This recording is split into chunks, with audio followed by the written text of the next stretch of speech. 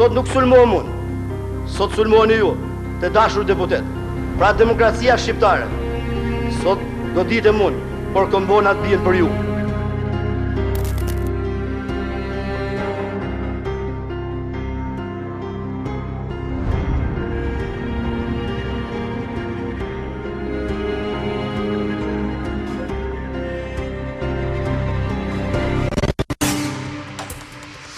E bravo fatos pro.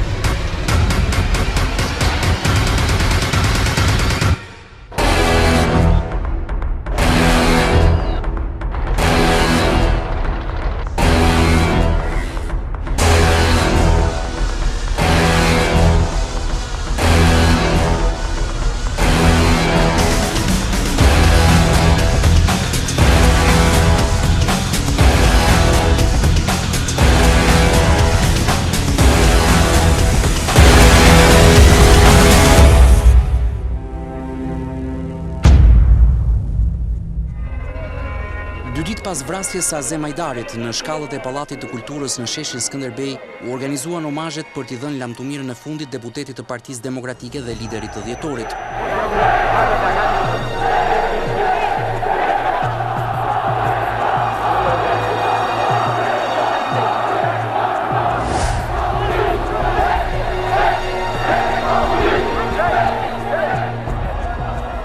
Kjo ceremoni po mbahej në një klim të tensionuar që prej mbrëmjes së 12 shtatorit, kur edhe Ajdari u ekzekutua pranë selisë së Partisë Demokratike, bashkë me 2 truprojat e tij ku vetëm njëri mundi t'i mbijetojë atentatit.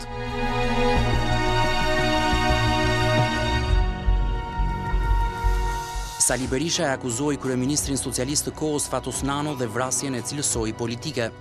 Ne disponojmë të gjitha provët e vrasjes qeveritare të Azem Ajdarit.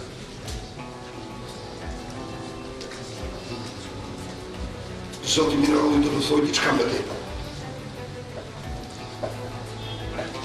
Ne jemi mbledhur si kryesi, kemi një situatë tepër kritike. Kërkesa jonë ultimative është dorëheqja brenda 24 ore e qeverisë Fatos Nanos. Por Berisha ja kishte lënë një pjesë të komunikimit Vili Minarollit, të cilin e udhëzonte edhe para gazetarëve në atë konferencë për shtyp. Partia Demokratike disponon të dhëna të pakontestueshme që autorët e vrasjes, ata që zbrazën plumbat mbi trupin e Azem Ajdarit, kanë udhëtuar gjithë natën në drejtim të tropojës dhe në orën 8:15 janë përgëzuar nga shefat e tyre për realizimin e masakrës nga shefat në Tiranë, për realizimin e masakrës, për realizimin e kësaj vrasje makabre. Kam marrë mundimet e Nanos, për gëzimin e Fatos Nanos, nëpërmjet një senaci. Salilusha rëfen se ishte i fundit që e takoi Azemin atë natë para atentatit. Data 12 që u vrasë Azem Ajdarit që erdhi 14. Unë kam qenë atë natë, natën vrasë Azemit kam qenë aty. Për herë të fundit Azemi është takuar me mua. Dhe kemi qenë në korridor kur jam takuar me Azemin. Unë shkova sepse më kërkoi Gens Polo. Më çaj për rojen, thotë Sali të halë 1 minutë. Konsumova 1 minutë më vetë në korridor dhe më thot Azemi duke vesh për dësym, thot Sali thot poshtë zyrë shefit është një makinë dyshim. I thash erdha dhe aq 1 minutë kohë bie poshtë në katë parë, i thëmrojës nga iku Azemi, thot këtë drejtimin. Ma dha drejtimin edhe unë dal nga anë e trotuarit, shoh në sfond hijet kështu zona që po tip debati, kur afrohem, Sa jam afru 5-6 metrë këtë qoshet të trotuarit, në qoshet të lokalit, kanë filluar shkretje. Po, si që kam deklaru edhe në etosi, në prokurori, ata ishin, vrasit ishin nga tropoja, patriot Temi, dhe Azemi vdiq në moment, e hypëm makina Azemin, unë një kushëriri ti, ka qenë 3-4 shok, e nisëm për spital, po ishe i vdekur, sepse ishe shumë i dëmtuar. Unë kam shku të zyre doktorit, kam bisedu me doktorin, Hazali, thash filani qenë që morën pjesë vrasë që e kanë vrarë. Edhe çdo gjë bërisha në ato momente, ka telefonu më dukët ambasadë amerikane, i ka njoftuar, edhe se kush e ka vrarë. Më thënë, kontaktin e parë, zoti Berisha e ka me mua, dhe në asnjë tjetër. Mentor Kikia ishte kryeredaktor i gazetës Koajon në vitin 1998. Si gazetari vjetër i kronikës, ai e ka ende të freskët atë ngjarje. Vrasja e Azem Hajdarit ishte kulmimi i një periudhe të dhunshme që filloi me marsin e 97-s, vazhdoi rënd me 98-ën, kur gjithë ai arsenal armësh që ende i rrugëve të Shqipërisë po kanalizohej dhe po shkonte në Kosovë për të furnizuar frontin e luftës të UÇK-s që po përgatitej të shpërthente. Shqipëria ishte bërë një port ku kalonte trafiku, kalonte krimi dhe ku gjithë njerëzit e fort, njerëzit të cilët kishin brenda guximin për të qenë protagonistët dhe të dhunës e të krimit, ishin shndruar në trafikantë. Tropoja, padyshim, ishte dera, porta nga ku gjithçka që shkonte nga Shqipëria për në Kosovë ndalonte në Tropoj. Në Tropoj ishin kristalizuar grupet që lejonin apo ndalonin kalimin e armëve drejt Kosovës, ishin kristalizuar grupet edhe mbi bazën e përkatësive politike, ishin trafikantët e Partisë Demokratike dhe ata që mbështeteshin nga qeveria e Partisë Socialiste që sapo kishte ardhur në pushtet. Dhe gjitha kishte krijuar, le të themi, një lloj republike më vete në të Tropoj. Dhe Azem Hajdari ishte një nga aktorët kryesor të kësaj gjëje që ndodhte në Tropoj. Një serial i dhunshëm që kulmoi me vrasjen e Azem Hajdarit. Pavarësisht se Partia Demokratike e cilësoi menjëherë dhe shfrytëzoi politikisht si një atentat politik, duhet të sqarojmë një gjë, që historia duhet ta pranojë. Vrasja e Azem Hajdarit nuk ishte politike. Por për Partinë Demokratike ajo ishte një vrasje politike. Mbyllja e omazheve e devijoi pas pak rrugën e kortezhit, që duhej të nisej në varrezat e Sharës. Arkivoli Azem Hajdarit ju drejtua kryeministrisë.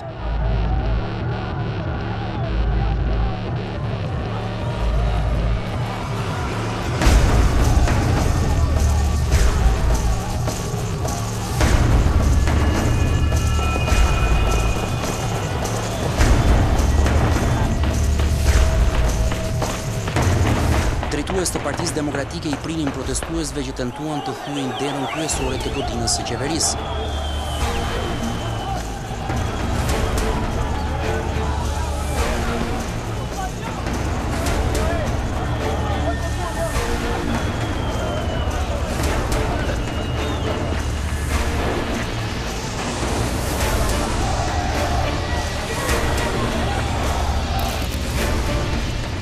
Fatos Klosi ishte kreu i shërbimit sekret shqiptar dhe rikthehet 20 vjet pas asaj ngjarje para godinës së qeverisë.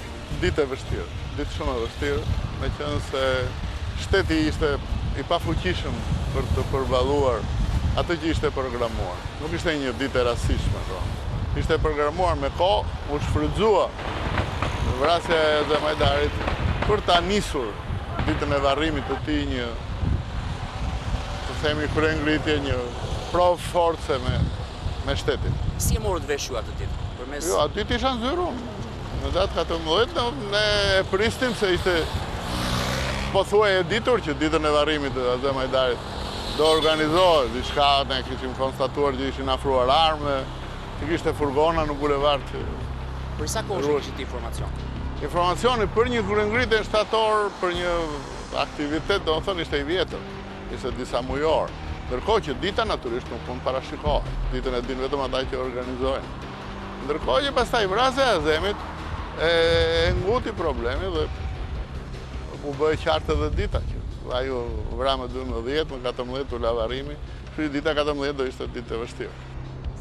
Arben Mala ishte një nga pak ministrat e qeverisë nano që ishte në kryeministri në momentin e sulmit. Sa eri bie rruga para godinës, nuk mund që të haroj 14 shtatorin e 2 dekadave më parë.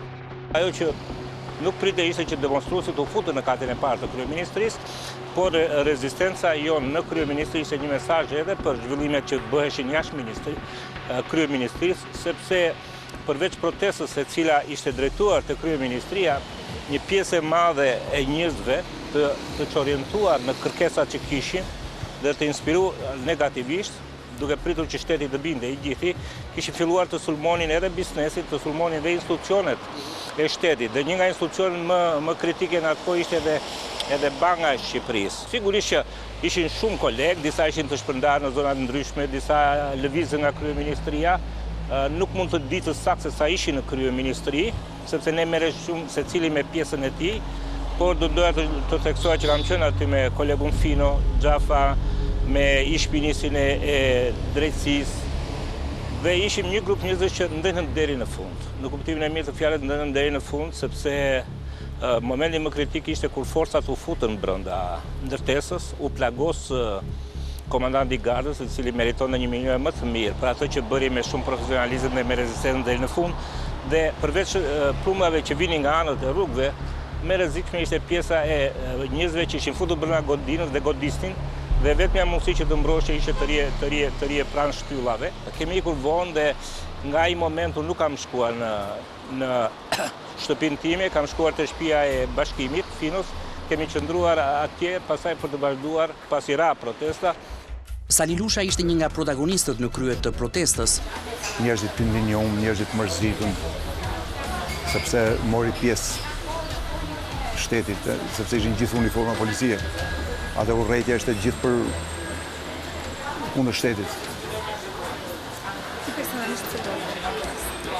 Unë, si dola? Ja. Aty s'ka qenë asnjë gjë organizuar. Aty kanë ardhur nga gjithë Shqipëria. Asnjë gjë s'ka qenë organizuar. Asnjë lloj thirrje. Hajde ne popull mbledhuni ti bien kryeministisë të shkatrojmë, bëjmë. Absolutisht asgjë. Mitat Avari në atë kohë ishte shefi i gatishmërisë dhe informacionit në Ministrinë e Brendshme. Ministria e Drejtësisë, Kryeministria, ministritë e tjera civile, i morin që të gjitha, total. Ngeli pra, vetëm Ministria e Mbrojtjes dhe Ministria e Brendshme. Erdhën dhe këtu. Sigurisht erdhën dhe nuk e qanë dot blokadën. Kanë qelluar me armë që nga PD-ja, plasëshin plumat mureve dhe njerëzit rrinë për korridore, struhur, ose mund hanin në plumë qorre dhe vdisnin. Morën televizionin shtetëror, morën gjithë institucionet shtetërore. Për jashto, Ministria e Brendshme dhe Ministria e Mbrojtjes. Këto dy institucione nuk e morën dot. Të neshmen është thyer Fatosnanua. Pra masi si thot dhe shoqja Azemajdari me drejt që prisja burimi varrosi me nderime me çadra xheza me burrat të koalishur dhe me të drejt sepse ishte lider i demokracisë, ai u braktis nga turma shkoi të vitet grabiste dhe atje kanë shkuar ndoshta 100 veta, nuk e di sa shifrën saktë, po kaq kanë shkuar. Kjo ka qenë shifra eksakte. Të nesër pasaj gjërat percepituan, ecën. Kur Perikliteta e foli me Sali Berishën, unë ngrita zërin kumova, thuaj thash që bota qytetruar nuk njeh pushtet me dhunë. Nuk e di sa ka dëgjuar këtë gjë, po kanë qenë të tjerë ata që kanë influencuar, fuqitë e mëdha, me siguri, dhe ndërkohë u zbythën, u trogjën. Policia u dorëzua ndërsa gardistët ishin të vetmit që rezistuan. Policia ishte e gjitha e Sali Berishës në të kohë. Një vit kishte dhe nuk ishte bërë ndonjë reforma që madhe, ishin ndruar shefa të rëndësishëm të policisë, po jo policia vetë. Policia u zhduk nga qarkullimi aty. Iku. Policia ka dalë në ora 4 masdite. Kur ishte qetësuar çdo gjë, ata kishin turur dyqaneve vallën në qendrën e Tiranës dhe pastaj doli policia. Garda që e vetmja që rezistoi. Këtu rrotull kryeministrit, pastaj ata u dorëzuan. Në momenti më i vështirë asaj dite që rreth orës 12:01 këtu në qendër që praktikisht u lëshua kryeministria dhe nga garda. U lëshua kryeministria, u lëshua radio televizioni, u lëshua me fjalë gjithë institucionet kryesore. Nga Tema se kemi kalu para kryeministrisë, turma, ashtu që aty mësna janë provoku njerëzit, janë... Kishte polici? Po, ishin gjithë taracat ishin me sampista, me... U marrë kryeministria atë ditë? Shikoj, nuk s'ishte e marrën aty, aty s'ishte kërkush. Ajo ishte lëshume. Ata kishin dërzu vetë. S'ishte kërkush. Nuk është puna se u marrë, u lidhen polic, u tëtu, u vra një polic, u godit një polic. Ishte kota, nuk është e marrën, kur e gjenë bosh. Të nesme, ka ardhur kryeministri shqiptar Patosnano, në arrestoi në shesh ministrisë brendshme dhe midis tjera ta kolonel Lavari një hapara dhe unë dola. Heroj si Mita Lavari ta i duan Shqipërisë. Sigurisht, që ja kanë dhënë informacion, ja kanë dhënë njerëz të tjerë dhe edhe Ilir Meta që ka qenë aty prezent, dëshmitar, i cili më falenderoj për atë kontribut që dha, po ishte shumë i rëndësishëm, sepse duhet vetëm një moment, ose ne do ishim djegur gjithë brenda, ata do futeshin dhe aty s'kishte njeri kurajo për të, si thua, për të vendosur, përderisa ministri ishte asfiksuar komplet, gjithë struktura ishte ratisur apo praktikisht detyrën drejtori i policisë shtetit, që ishte numër 1 i policisë. Ishte praktikisht? Po, direkt. Kush ishte drejtori? Hasan Ahmeti. Ishte. Po dhe titullarët e tjerë, të rangut të tyre, ishin që të gjithë inaktiv. Nuk reaguan. Kryeministrin Fatosnano e kërkonin të gjithë, por askush nuk e dinte se ku ishte në këtë situatë të rëndë për vendin. Ai kishte ikur që pas vrasjes së Azem Ajdarit. Element tjetër ka qenë debati që kemi bërë midis kolegëve, duke parë që protesta vitet e bëjë gjithnjë më e rrezikshme. Kërkesa e kolegëve që kryeministri nuk ishte domosdoshme të rinte natën ndërtesë, kur dijej që ai ishte fokusi dhe mund të ushqente një agresivitet më të madh të opozitës. Me kryeministrin e kohës Nano ishte e vështirë të komunikojë atë ditë. Jo, s'komunikuam dot fare, ai s'ishte në Shqipëri. Ishte më mirë që nuk ishte në Shqipëri? Jo, sigurisht që s'ishte më mirë. Kryeministri shqiptar i ekzekutivit dhe është ai që nga i cili presin të tërë. Ç'a duhet bëjmë në këtë situatë, ç'a bëjmë? Ne e kërkonim dhe se gjenim, se dinte presidenti. Sa orë është arritët komunikimin me kryeministrin? Të nesërmen. S'është punorët. Të nesërmen, vetëm kur hyri në kufi, atëre erdhi lajmi në Tiranë, ore po vjen nga Maqedonia. Tani, unë mund të them për pjesën e diskutimi midis nesh dhe kolegëve, kemi qenë ne ata që ja kemi propozuar të largohej nga ndërtesa. Ne nuk donim që kryo asnjë alibi që forcat të dilin jashtë kontrollit me idenë se po vrisnin ato që kishte urdhëruar vrasjen e Azem Ajdarit. Dhe për fat të mirë koha që ilaçi më i miri të gjitha problematikës, dhe jo pak kohë më parë, vetë lideri i opozitës deklaroi që të gjitha akuzat që bëheshin ndaj Nanos ishin thjesht akuza për përfitime politike, po jo për gjëra të vërteta. Vite më pas, mbas 98-s, keni patur mundësinë të komunikoni me zotin Nano për të hapur të bisedë për këtë temë, për largimin e tij nga Shqipëria në 14 shtator 98? Nuk ishte temë që mund ta hapja unë. Nuk e keni biseduar me zotin Nano? Unë jo dhe s'besoj se edhe nëjë tjetër, se do të vijë në pozita shumë të vështirë Nano, nuk do pranon dhe ai ta hapje këtë temë. Është situatë shumë e vështirë, do të thonë kryeministri i vendit çanë ikën. Nuk kanë, është absurde. Shqipëria ka aq shumë vende që ishin parashikuar me kohë për të streuar edhe për një luftë botërore, domethënë.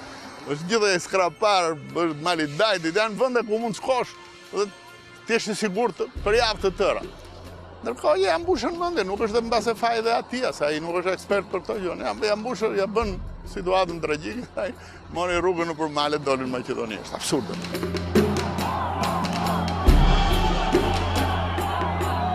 Kaosi në Tiranë zgjati për disa orë. Protestuesit madje rrëmbyen edhe tankët që dolën në qytet.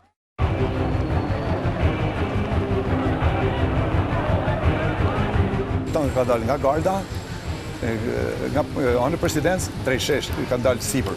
Tanku kur ka desh marrë para Hotel Dajtit, aty unë ju kom hedh tanku të parë. I kam hyrë sipër. Kom pas një këmish dhe i kom hedh sipër xhamit shoferit të tankistit, që të mos i me hecë. Edhe më kujtohet që sot, në moment që është ndalu tanku, njerëzit kanë hyrë sipër tanku. Kanë kapë edhe 2 tankë të tjera. Domethënë parë ky ka qenë tanku parë, kanë kapë edhe 2 tankë të tjera, një tank ka hik.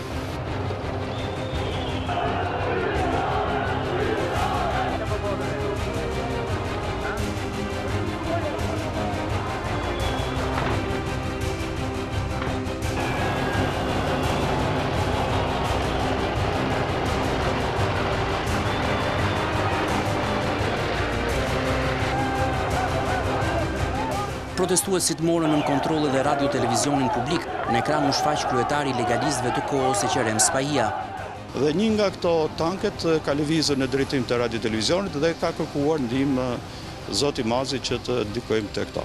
Dhe unë kam shkuar në televizion dhe jam takuar me drejtuesit e televizionit dhe ato kanë thënë që na kërkohet domosdoshmërisht një mesazh për të qetësuar turmat e irrituara për gjithë këto veprime që kishin ndodhur me 12, 13 dhe me datën 14. Qëllimi i mesazhit tim ishte që populli të qetësohej. Unë edhe sot ndjehem krenar për atë mesazh qetësie që kam përcjell nga televizioni shqiptar për të gjithë shikuesit që e kanë ndjekur, se askush nuk mund të jepte asnjë lajm. Pra të gjitha institucionet nuk kishte njerëj, ishte ditë e hënë.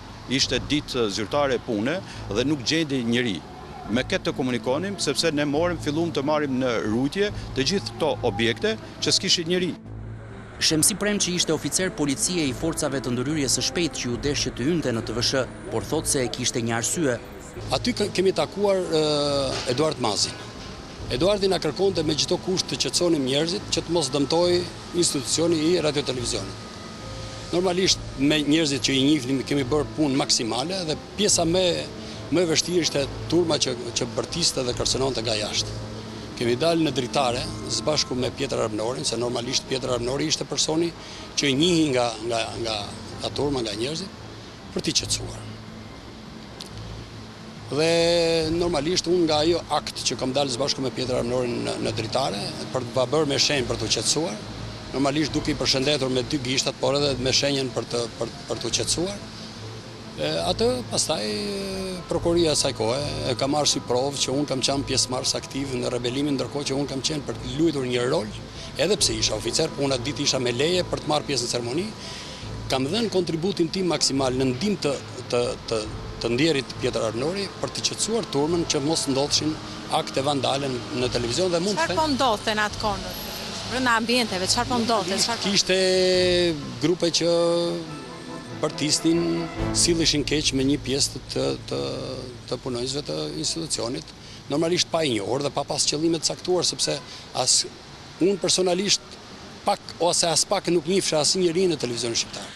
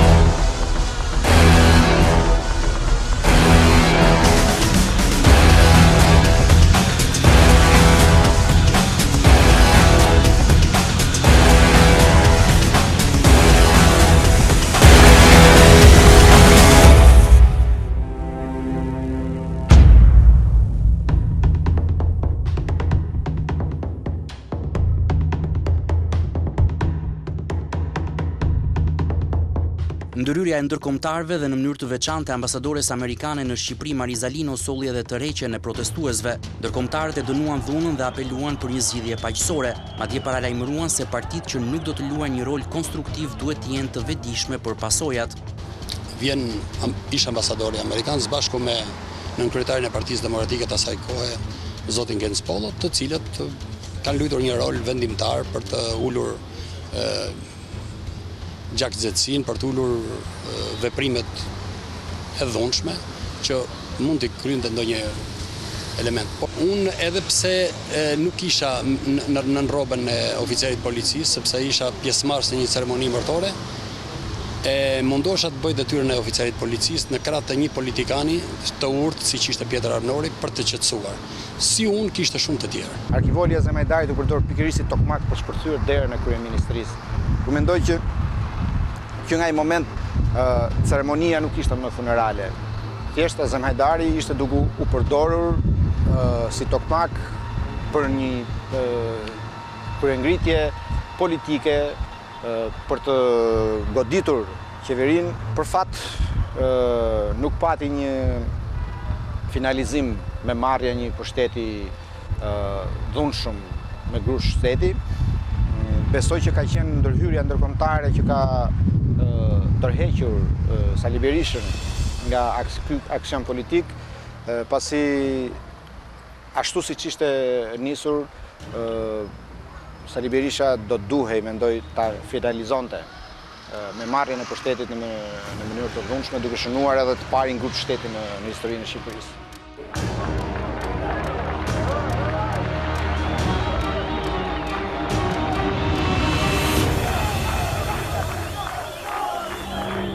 Sali Berisha doli në balkonin e selisë së Partisë Demokratike ku ishin grumbulluar mbështetësit e tij dhe tha se nuk ishte për marrjen e pushtetit me dhunë. Ne kemi një armik dhe ky është Fatosnano. E bëri Fatosnano. E brau Fatosnano.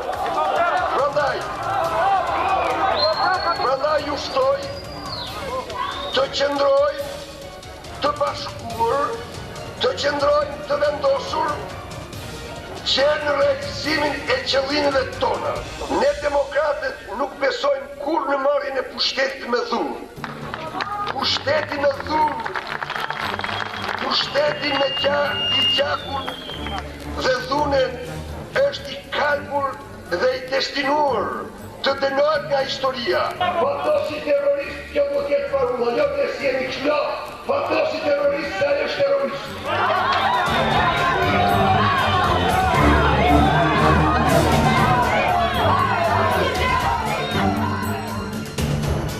Fatosnano u rikthye në Tiranë 24 orë pas 14 shtatorit. Ai u shfaq para mediave vendase dhe atyre të huaja në hollin e kryeministrisë ku muri ishte bërë shosh nga Plumbat. By defending legality and constitutionality, duke mbrojtur legjitimitetin dhe kushtetueshmërinë me mjete demokratike ligjore, përfshirë përdorimin e forcave ligjore për të shmangur vepra dhe sulme kriminale, deri në shkallë ushtarake ndaj institucioneve të zgjedhura sipas ligjit, të cilët janë të konsideruara nga të gjithë partnerët ndërkombëtar si legjitim dhe demokratik. legitimate and democratic.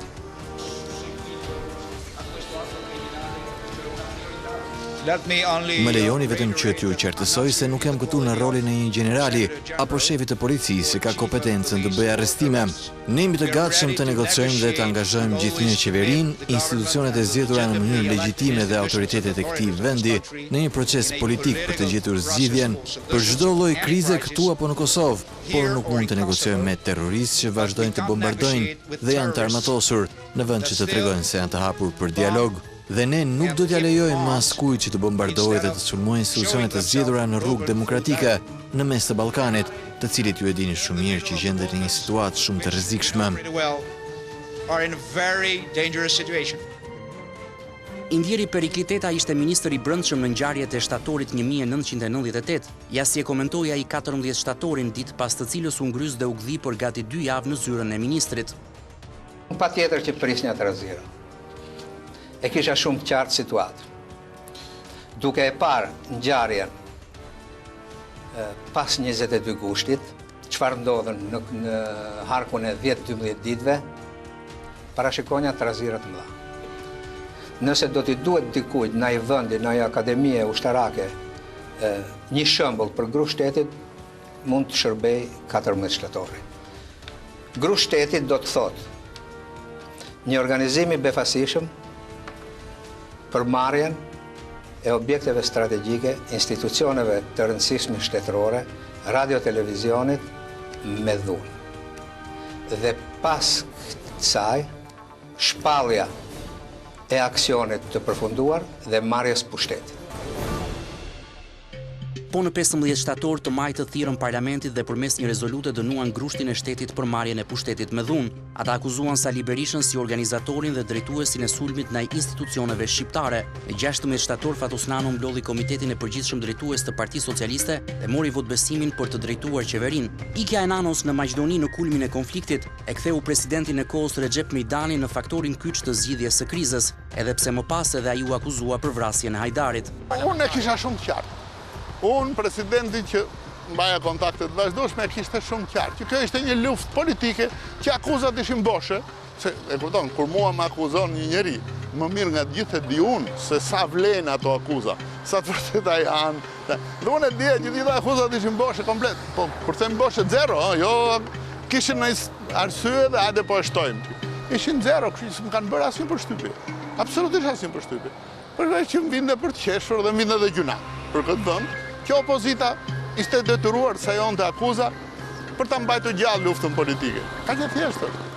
Zyra e Mejdanit u bë ndalesa e aktorëve kyç të politikës, por edhe ndërkombëtarëve. Presidenti kërkoi votbesim të qeverisë i mbështetur edhe nga disa prej figurave të rëndësishme të socialistëve. Madje në atë kohë u tha se nisma ishte nxitur edhe nga ndërkombëtarët, por lufta brenda llojit edhe në një situatë të vështirë si ajo e shtatorit 1998 nuk ndaloi. Fatosnano dha dorëheqjen nga posti kryeministrit në datën 29 shtator. KPD zgjodhi Pandeli Majkon kryeministër, 31 vjeç në atë kohë, i cili ishte sekretari i përgjithshëm i Partisë Socialiste dhe kryetari i grupit parlamentar.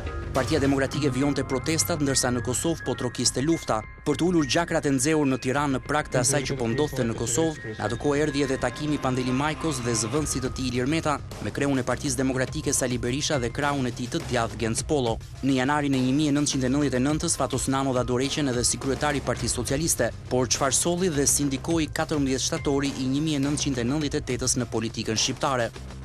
Në fakt, nëse ne sot e analizojmë me retrospektiv, rezulton që ngjarjet e shtatorit vitit 98 janë deri diku vazhdim i ngjarjeve të vitit 97 në Shqipëri. Do thotë, për shkak se viti 97 u krijua një hendek shumë i madh midis aktorëve politik, e gjithçka kulmoi me ngjarjet pasaj që ndodhen në gusht dhe në shtator të asaj periudhe. Nga një anë paraqësimi i numër politikanësh dhe nga tjetra anë me ngjarjen e dhunshme ku pati edhe vdekjen e deputetit Hajdarit dhe pasaj ngjarjen kryeministri. Deri diku ishte një lloj armiqësie e pashpjegueshme dhe një lloj nevoje dy pale për të treguar muskujt ndaj njëra tjetrës. 14 shtatori kulmoi, por 14 shtatori tregoi që praktikisht asnjëra palë nuk do arrijë asnjëherë ta drejtojë Shqipërinë e vetme, kështu që palët janë të destinuara të sillen ndryshe. Dhe duket ironike, po 4 muaj pas kësaj ngjarje, dy palët rivale politike që dëshuvran njëra me tjetrën, bën marrëveshje politike, bën kompromis politik dhe hym në një cikël të ri të kompromise politike në Shqipëri. Unë besoj që ka ardhur duke u zbutur, por po të kemi parasysh ngjarje siç ka qenë 21 janari, po të kemi parasysh disa protesta të opozitës aktuale, risku që një grup i caktuar njerëzish pranë partive politike, por dhe të zhgënjyen nga pritshmëritë e tyre për atë që Shqipëria duhet kishte më mirë, qoftë në luftën kundër varfërisë, qoftë në luftën kundër pabarazisë, qoftë për kohezionin social, gjithmonë ka një kontingjent që mund ta keq përdorësh deri në ngjarje kaq tragjike. Kështu që mësimi i parë shkon te politikë bërësit. Unë nuk them që nuk duhet ketë opozitë, unë nuk them që nuk duhet ketë ballafaqime, nuk duhet ketë protesta, ato janë element thelbësor të demokracisë, por të protestojmë në mënyrë siç protestojnë në vendet moderne, që arrin të ndryshojnë dhe qeveritë, arrin të rrëzojnë presidenta, të rrëzojnë kryeministra, të rrëzojnë ministra, pa i djegur dhe pa i shkatruar institucionet e shtetit. Sepse në fund të fundit, kjo është dhe rruga ku ti e merr përfitimin e asaj që kërkon. Pra ti kërkon ta ndryshosh vendin tënd, por jo ta ndryshosh duke shkatëruar, por ta ndryshosh duke përmirësuar politikbërjen e tij. Sali Berisha akuzoi gjatë Fatosnanon për vrasjen e Azem Hajdarit, por pas takimit me këtë të fundit vite më vonë ndryshoi qëndrim.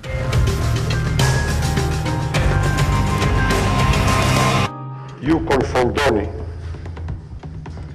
deklaratat elektorale dhe post-elektorale me përpjekjet më serioze për të dhënë zgjidhje. Por anxori mësime politika shqiptare nga plumbat e vitit 97 dhe 98 dhe sa prezente është në konfliktualitetin e sotëm politika ajo periudhë, edhe pse një pjesë e protagonistëve nuk janë më aktiv në politikë dhe PS dhe PD nuk drejtohen nga Nano dhe Berisha.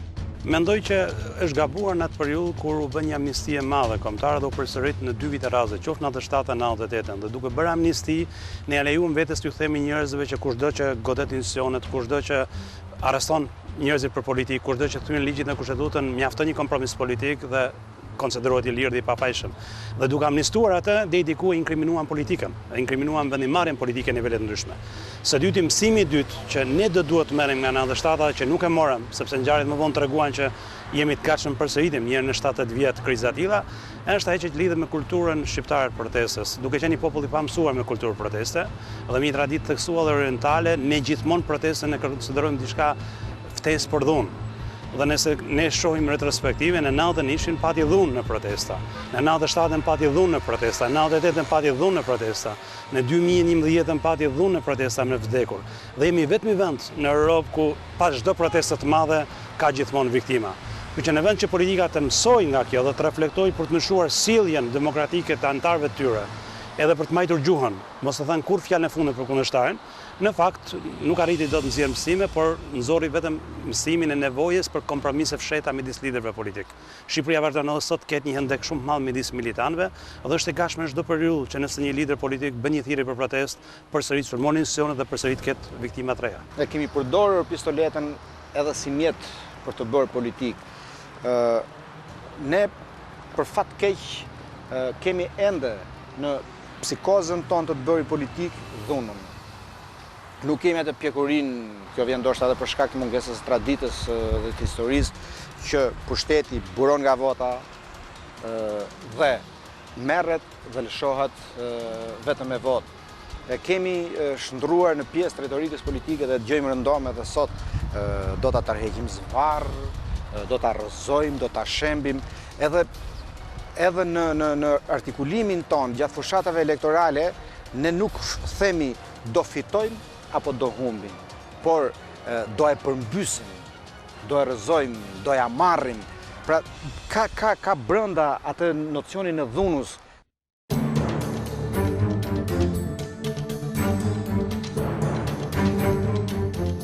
Njëzet vjet nga gjunjëzimi i shtetit shqiptar gjatë razirave të 14 shtatorit 98 që ndodhën menjëherë pas vrasjes së Azem Ajdarit, drejtësia shqiptare ka dështuar për të dhënë një version përfundimtar se çfarë ndodhi realisht, edhe pse gjatë proceseve prokuroria këmbguli me vite me radhë se kryeministria ishte sulmuar në mënyrë të organizuar, ajo nuk ja doli mban të provojë akuzat e saj ndaj 20 të dyshuarve për kryengritje të armatosur.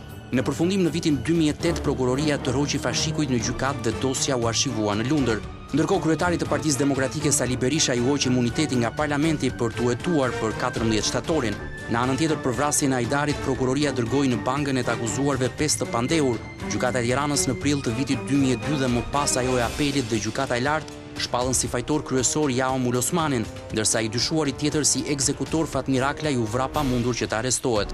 Vëllezrit Axhia, Izeti që u gjykuan në mungesë, Ismeti dhe Isamedini u shpallën fajtor si bashkëpunëtor dhe u dënuan respektivisht me 25 vite, 20 vjet dhe 2 vite e 6 muaj burg. Për ish shefin e policisë në Tropoj Fatmir Meta gjykata dha pafajësi.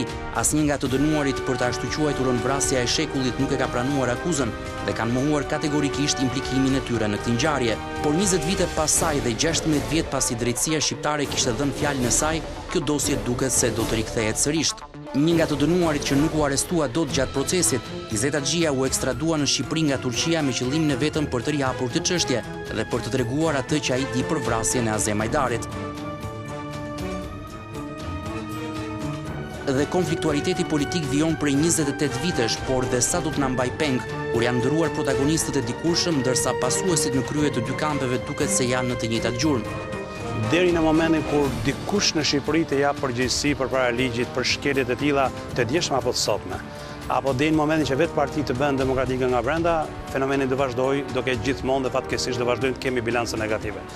Shpresa është që nëse krijohet një brez i ri i cili mendon gjërat pak më ftoft, e shikon kundërshtarin politik si një rival elektoral, jo si një armik, dhe e shikon pushtetin si një mandat 4 ose 8 vjeçar, ushtrimi i tij me shanse për të ndryshuar, vetëm kjo shpresë mund ta mbajë Shqipërinë për të pasur një ndërtare me tjetër, por kjo shpresë duket ende e lartë.